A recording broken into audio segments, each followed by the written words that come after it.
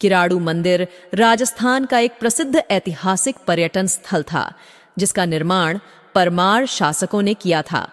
हाथमा गांव में स्थित किराड़ू मंदिर के शासक परमार अपनी अनौपचारिक शासन शैली के लिए जाने जाते थे, लेकिन गांव वाले एकजुट रहते थे, अपने मतलब से ही नहीं बल्कि सभी की एकता में।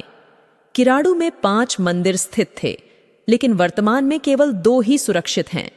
किराड़ू बाड़मेर का प्रमुख पर्यटन स्थल है और इस किले में रात्रि में अजीब आवाजें सुनाई देती हैं। किराड़ू के मंदिर में रात्रि में प्रवेश करना निषेध है, लेकिन कई लोग इस नियम का उल्लंघन करते हैं और रात्रि में वहां जाते हैं।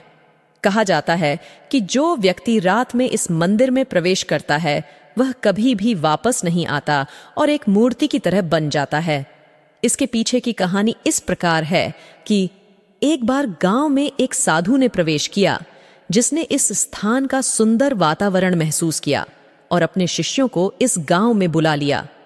साधु और उनके शिष्य गहरे ज्ञान के साथ संपन्न थे और हर कठिनाई में गांव वालों की मदद करते थे। एक बार साधु ने 1 महीने के लिए दूसरे गांव जाने का निर्णय लिया और अपने शिष्यों को गांव में ही छोड़ दिया। उस दौरान राजा ने गुरु के शिष्यों को सहायता नहीं करने का आदेश दिया, जिसके परिणाम स्वरूप शिष्यों ने कठिनाइयों का सामना करना शुरू किया।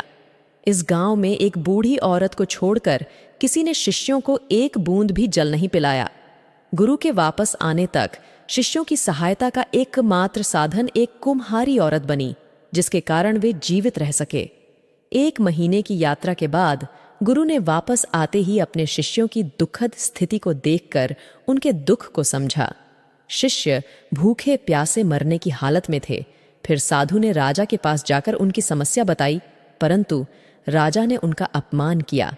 शिष्यों की परिस्थिति और अपमान को देखकर साधु ने राजा से कहा कि जहां दया और परोपकार का भाव न हो, वह स्थान उजाड़ने लायक है।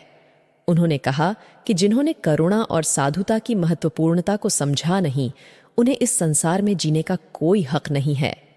इसके बाद साधु ने उस कुम्हारी औरत को बुलाया जिसने शिष्यों की मदद की थी। उसे कहा कि यह गांव नष्ट होने वाला है, छोड़कर चली जाए और पीछे मुड़कर न देखें। कुम्हारी औरत को गांव से जाने की बात कहने के बाद साधु ने इस गांव के सभी लोगों को श्राप दिया और उन्हें उसी स्थिति में पत्थर की प्रतिमा में परिवर्तित कर दिया। कुम्हारी भी पीछे मुड़ने की वजह से उस श्राप का शिकार हो गई। इस प्रकार लगभग 12वीं शताब्दी में यह गांव पूरी तरह से श्रापित हो गया।